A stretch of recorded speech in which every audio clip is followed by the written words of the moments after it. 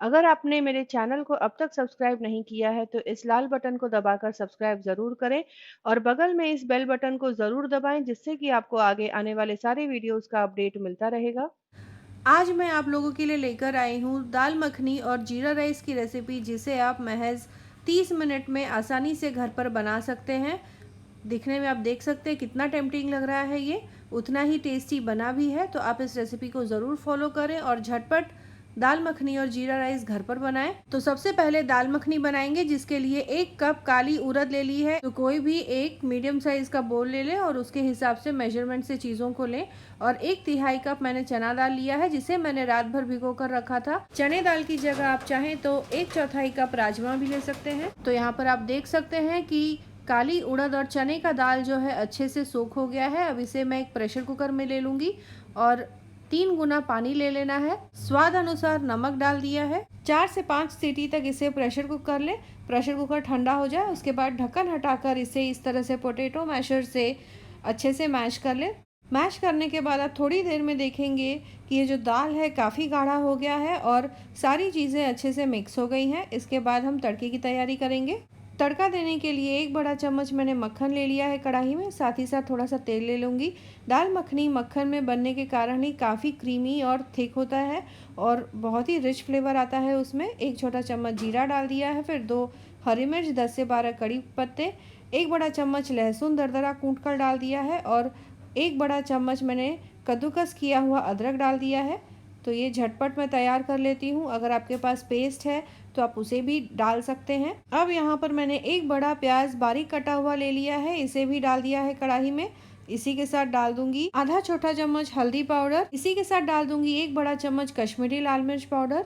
तेल में हल्दी पाउडर और लाल मिर्च पाउडर को थोड़ा सा भून लें तो इसका जो रंग है किसी भी डिश में बहुत ही अच्छा आता है, एकदम रेस्टोरेंट स्टाइल। 1 छोटा चम्मच मैंने गरम मसाला ले लिया है, इसे डालकर भी मैं अच्छे से भून लूंगी। अब यहाँ पर मैं टमाटर की जगह टोमेटो प्यूरी यूज़ कर रही हूँ। इसकी रेसिपी आप मेरे चैनल पर देख सकते हैं। तो टमाटर की जो प्यूरी मैंने बना कर रखी थी उसी को यहाँ पर मैं यूज़ करूँगी।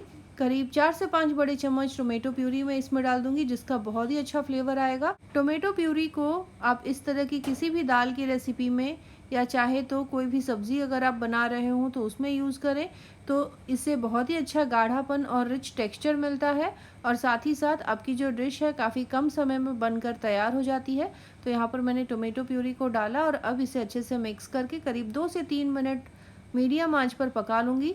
तो काफ़ी जल्दी ये जो टोमेटो प्यूरी है एकदम अच्छे से मिक्स हो जाएगा और साइड से आप देखेंगे कि इसमें से तेल अलग होने लगेगा, यानी कि हमारा जो पेस्ट है वो पूरी तरह तैयार हो गया है। इसके बाद इसमें मैं डाल दूँगी पका हुआ दाल, जिसे मैश करके रखा है और उसे अच्छे से मिक्स कर लेना है। अब इसमें अपनी कंसिस्टेंसी के हिसाब से थोड़ा सा पानी डाल दूँगी। तो यहाँ पर मैं करीब 3 कप पानी डाल रही हूँ।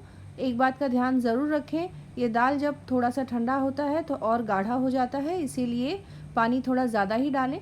3 कप पानी डालकर इसे मैं अच्छे से मिक्स कर लूँगी और फिर इसे ढक कर 15 से 20 मिनट के लिए धीमी आंच पर पकने के लिए छोड़ दें। दाल मखनी को वैसे तो रेस्टोरेंट्स में तंदूर पर ही रात में चढ़ा दिया जाता है और सुबह तक तंदूर की गर्मी से ही दाल अच्छे से पक जाती है। तो काफ़ी स्लो कुकिंग वाला प्रोसेस होता है दाल मखनी का। यहाँ पर झटपट बनाना हो तो आप इस तरह से ज़रूर बनाएं। तो जब तक दाल मखनी पक रही है तब तक हम जीरा राइस बना लेंगे।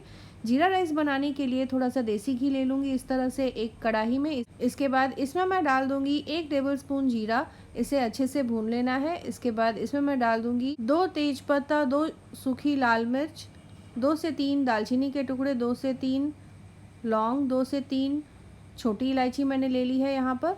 इन सारे खड़े मसालों को थोड़ा सा भून लेना है। बिना इन खड़े मसालों के भी आप झटपट जीरा राइस बना सकते हैं, लेकिन इन खड़े मसालों से बहुत अच्छा फ्लेवर आ जाएगा। उसके बाद यहाँ पर मैंने 2 कप बासमती चावल ले लिया था और इसे मैंने करीब आधे घंटे पहले ही धोकर रखा था, जिससे कि चावल बहुत ही खिले खिले और लंबे बनेंगे और भी ज़्यादा अट्रैक्टिव दिखेंगे। तो अब इसे भी मैं कढ़ाई में डालकर सारी चीज़ों के साथ अच्छे से मिक्स कर लूँगी। तो 2 कटोरी चावल के लिए यहाँ पर मैं 4 कटोरी पानी ले लूँगी। अगर आप प्रेशर कुकर में बना रहे हैं तो पानी थोड़ा सा कम यूज़ करें, क्योंकि मैं ये कढ़ाई में बना रही हूँ तो थोड़ा सा पानी इवेपोरेट भी होता है, इसीलिए मैंने पानी यहाँ पर बराबर मात्रा में लिया है। तो यहाँ पर मैंने नमक डाल दिया है स्वाद अनुसार। पानी डालकर सारी चीज़ों को अच्छे से मिक्स करके धीमी आंच पर इसे ढक्कन लगाकर पकने के लिए छोड़ दूंगी। चावल 10 मिनट में पककर तैयार हो जाएगा। बासमती चावल से बना जीरा राइस और दाल मखनी का जो कॉम्बिनेशन है बहुत ही सुपर टेस्टी होता है। तो यहाँ पर दाल मखनी को भी करीब 5 से 7 मिनट हो चुके हैं पकते हुए। तो इसे भी मैं एक बार स्टर कर लूँगी और फिर ढक्कन लगाकर इसे इसी तरह से पकने के लिए छोड़ दें। तो इसी तरह से बीच बीच में दाल को चलाते रहें ताकि ये तले में चिपके नहीं। अब यहाँ पर आप चावल देख सकते हैं पूरी तरह पक गया है। इसे एक बार मैं स्टर कर लूँगी और थोड़ा सा हरा धनिया इसमें डालकर अच्छे से मिक्स कर लूँगी। चावल के दाने आप देख सकते हैं कि एकदम ही खिले खिले बने हैं। तो अच्छे से ये पक गया है चावल, बिल्कुल भी इसमें एक्स्ट्रा मॉइस्चर नहीं है, बिल्कुल भी चावलों में चिपचिपाहट नहीं है और इसकी जो खुशबू है सुपर टेम्पटिंग है। यहाँ पर आप जीरा राइस को भी देख सकते हैं कितना अट्रैक्टिव दिख रहा है। दाल मखनी में मैं डाल दूंगी करीब 2 से 3 बड़े चम्मच फ्रेश क्रीम। ये घर की बनी हुई फ्रेश क्रीम यानी मलाई यूज़ कर रही हूँ। आप बाज़ार से भी ख़रीदा हुआ यूज़ कर सकते हैं।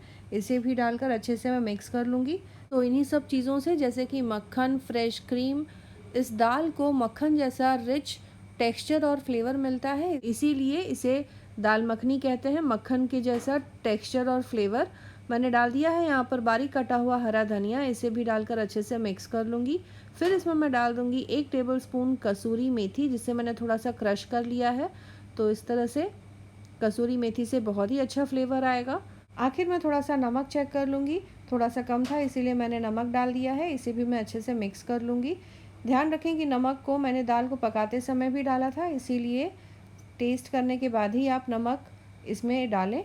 तो सारी चीज़ों को अच्छे से मिक्स कर लिया, दाल मखनी बनके तैयार है।